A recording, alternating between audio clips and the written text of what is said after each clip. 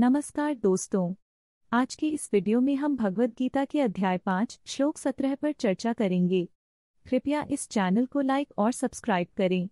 इस अध्याय और श्लोक में भगवान श्री कृष्ण द्वारा दिए गए गहन ज्ञान को समझने का प्रयास करेंगे। आइए हम जानते हैं कि इस श्लोक में आत्मा और ब्रह्म के अद्वितीय संबंध को कैसे समझाया गया है। विवेक्यात्मा समूढ़ात्मा तत्वज्ञानार्थी भी सम्यक दृष्टया तत्वदर्शी भी। जो व्यक्ति विवेक से युक्त है और जिनका मन समस्त वस्तुओं में एक समान है, वे तत्वज्ञानी होते हैं। भगवद गीता के इस श्लोक में भगवान श्री कृष्ण ने यह स्पष्ट किया है कि एक सच्चा ज्ञानी वह है जो विवेक और तत्वज्ञान से युक्त है। ऐसे व्यक्ति का मन सभी वस्तुओं में समानता से भरा होता है। वे न तो सुख दुख में भटकते हैं, न ही किसी भी प्रकार की भौतिक वस्तुओं के प्रति आसक्त होते हैं। इस प्रकार के ज्ञान में आत्मा और परमात्मा का अद्वितीय संबंध समझ में आता है। जब हम अपने मन को संयमित रखते हैं और सभी प्राणियों में एकता का अनुभव करते हैं, तब हम सच्चे ज्ञान की ओर बढ़ते हैं।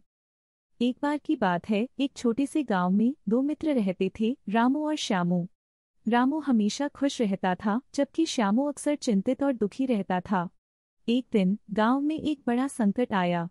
गांव का जल स्रोत सूख गया और सभी लोग पानी के लिए परेशान होने लगे। रामू ने श्यामू से कहा, श्यामू, हमें इस समस्या का समाधान ढूंढना होगा।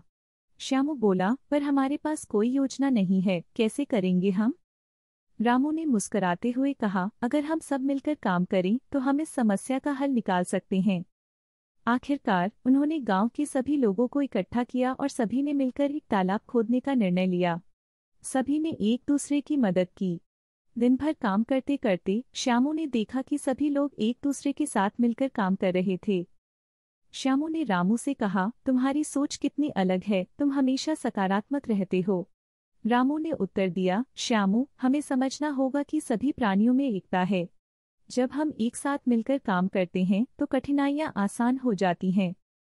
उनकी मेहनत रंग लाई और जल्दी ही तालाब भर गया। गांव के लोग खुश हो गए। श्यामू ने अंत में कहा, रामू, तुमने मुझे सिखाया कि ज्ञान और विवेक से ही हम समस्याओं का सामना कर सकते हैं। इस प्रकार रामू और श्यामू ने मिलकर न केवल पानी का संकट हल किया, बल्कि गांव में एकता और भाईचारे की भावना भी पैदा की।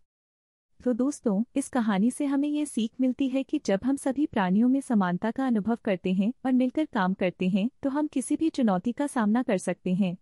कृपया इस वीडियो को लाइक और सब्सक्राइब करें और ऐसे और ज्ञानवर्धक वीडियो के लिए हमारे चैनल से जुड़े रहें।